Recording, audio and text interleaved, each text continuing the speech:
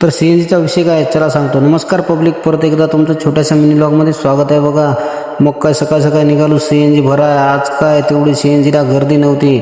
मग काय आपला आला नंबर तर काय लाईटच गेली. मग थांबलो अर्धा तास. मग नंतर आलो बघा सीएनजी भरून आपल्या पॉईंटला आलो तर काय आज तेवढ्या गाड्या वगैरे काही नव्हत्या. मग आला आपल्याला जळकोटचं भाडं. मग लावली लाडली कस्टमरच्या घरापाशी.